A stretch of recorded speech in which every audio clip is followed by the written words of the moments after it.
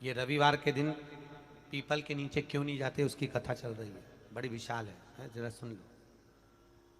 अब निकली है कथा तो अच्छे से सुन लो, तो कम से कम तुम भी तो दूसरों को बता सकती हो।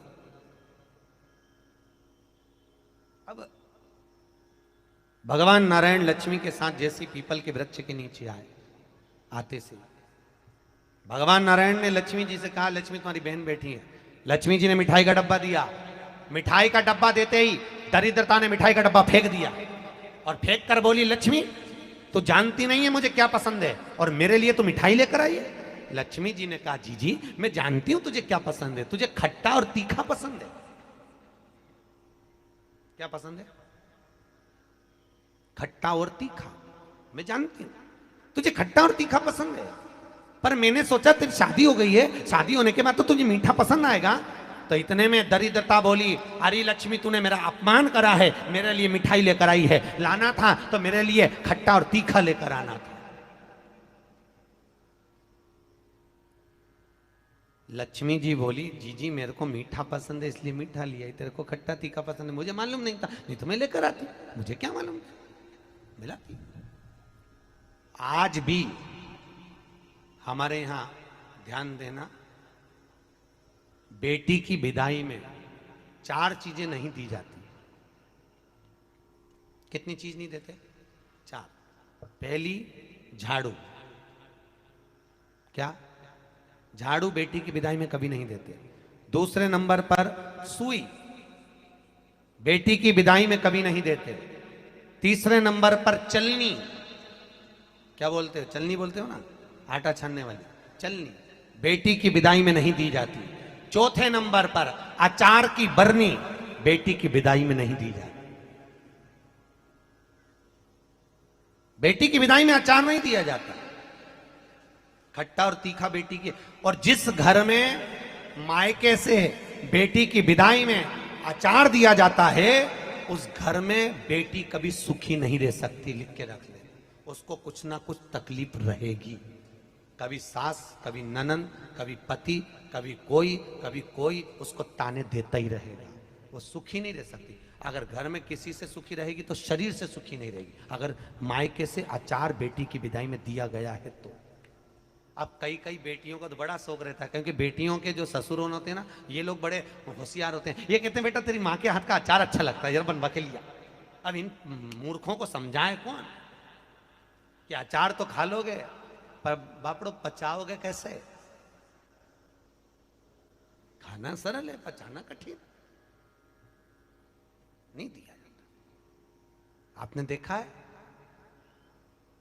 दरवाजे के ऊपर दुकान पर नींबू और मिर्ची टंगे रहते हैं। किस किस के यहां देखा है? देखा है किसी ने कि नहीं देखा है? हाथ तो उठाओ, सबने देखा है। दरवाजे पर नींबू मिर्ची टंगा रहता है। क्यों टंगा रहता है? कई लोग कहते हैं नजर से बचाता है, कई लोग कहते हैं हाय से बचाता है। हाय नजर से नहीं।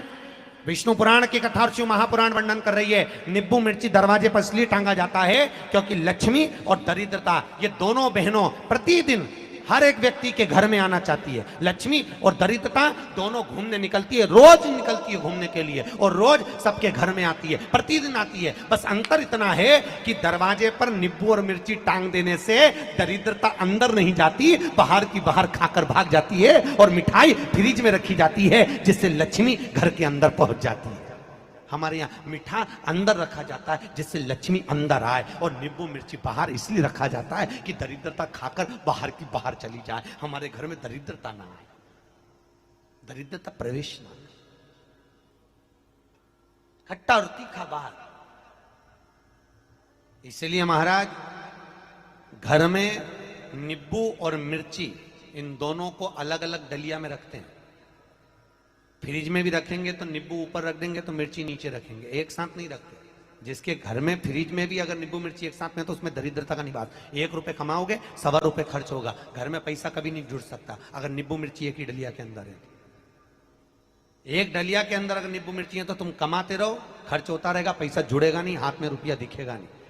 कितना भी दुकान पर बैठे रहे, भले 24 घंटे बैठे, पर पैसा नहीं दिखेगा। कमा कर लाएगा, मालूम पड़े 2-3 दिन में वो खर्च हो जाएगा, पर दिखेगा। दोनों को अलग कराया, नींबू अलग हो, मिर्ची अलग हो। दरिद्रता। महाराज दुसा मुनि दुर्वासा जी से पूछते हैं, इसको कहां लेकर जाऊं, मेरी पत्नी को कहां ले जाऊं, ये दरिद्रता जाए तो जाए कहां, इस दरिद्रता को कहां लेकर जाऊं, कहां रखूं इसको। इतने में दुर्वासा जी ने कहा, सुन दुसा मुनि, अपनी पत्नी दरिद्रता को अगर कहीं लेकर जाना है तो जो नारी, जो स्त्री शाम के समय पर चोटी करती हो, झाड़ू लगाती हो, या जो स्त्री दोपहर में सोती हो, उसके घर में इस दरिद्रता को लेके प्रवेश कर जाना। वैसे मुझे उम्मीद है करमाला की माताएं दोपहर में नहीं सोती होंगी, जो दिन में सोती हो, जिसके यहां रात में बर्तन झूठे पड़े रहते हो, जिसके यहां रात्रि में बर्तन झूठे पड़े हों, उसके घर में इसको लेकर प्रवेश कर जाए। प्रवेश दरिद्र। महाराज भगवान विष्णु ने दरिद्रता देवी को देखकर कहा, अरे ओ दरिद्रता देवी, लक्ष्मी जी की बड़ी बहन ज्येष्ठा, आप पीपल के वृक्ष के नीचे बैठी हो, इस पीपल के पेड़ के नीचे हम लक्ष्मी जी के साथ शनिवार के दिन आपसे मिलने के लिए आए हैं। शनिवार के दिन जो पीपल के वृक्ष के नीचे दिया लगाएगा, उसके घर में कभी संपदा की कमी नहीं होगी। सारे दिन पीपल के वृक्ष के नीचे हमारा निवास होगा। इतने में दरिद्रता खड़ी होकर बोली, रे नारायण, तुमने अपने मन की बात कह दी कि 7 दिन तुम्हारे होंगे, ऐसा नहीं हो सकता, इसमें एक दिन मेरा हो। तो भगवान विष्णु ने कहा, कौन सा दिन? दरिद्रता कहती है, रविवार के दिन इस पीपल के पेड़ के नीचे मैं नृत्य करूंगी, और अगर पीपल के वृक्ष के नीचे रविवार के दिन जो परिक्रमा करेगा या पीपल के पेड़ के नीचे आएगा, उसके साथ में उसके घर में प्रवेश करूंगी। इसलिए हमारे हिंदू धर्म में रविवार के दिन पीपल के पेड़ के नीचे नहीं जाया जाता, पीपल की पूजन नहीं करी जाती, पीपल की परिक्रमा नहीं करी जाती। कौन से दिन? जम के बोलो जरा, रविवार। और जिसके यहाँ दीवाल पे पीपल लग जाता है, या कहीं पीपल का पेड़ लग गया अपने दीवाल पर, घर में कहीं पर भी, तो पीपल निकालने का भी नियम है। अगर आप दीवाल में से पीपल निकालोगे तो बार बार काटोगे, बार बार लग जाएगा, फिर काटोगे फिर लग जाएगा, फिर निकालोगे फिर लग जाएगा। दीवाल में पीपल लगता ही रहता है। अगर दीवाल के पीपल को निकालना है तो नींबू और मिर्ची, इन दोनों को 3 घंटे पहले पीपल के पेड़ के नीचे रख दीजिए, और रखने के बाद में फिर पीपल को रविवार के दिन उखाड़कर कहीं दूसरी जगह लगा दीजिए। उसके बाद कभी दीवाल में पीपल नहीं लगेगा, कभी भी नहीं लगेगा।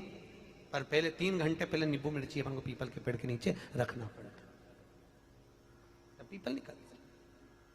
महाराज शंकर की कथा कह रहे, मेना, धन्य और कला, ये 3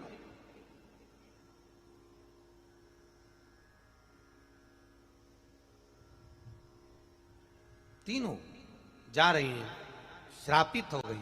हमारा श्राप है, सनकादि कर रहे हैं, हमारा श्राप है, तुम तीनों के वस्त्र हमें लगे हैं, हम श्राप देते हैं, तुम मृत्यु लोक में जन्म लोगी। तीनों चरणों में पड़ गई, क्षमा करिए, हमसे गलती हो गई। तब तुरंत सनत कुमारों ने कहा, मृत्यु लोक में तुम तीनों जन्मोगी तो सरी, पर एक बात याद रखना, तुम तीनों के गोद में 3 देवियां खेलेंगी जो जगत का कल्याण करेंगी। और मेना की गोद में पार्वती खेली, धन्या सुनैना बनी, जिनकी गोद में सीता जी खेली, कला कीर्ति बनी, जिनकी गोद में राधा जी खेली। ये 3 देवियां। और महाराज माता पार्वती की गोद में, माता मेनावती की गोद में पार्वती जी विराजमान हैं। इतनी देर में देवऋषि नारद का आगमन हो रहा है। देवऋषि नारद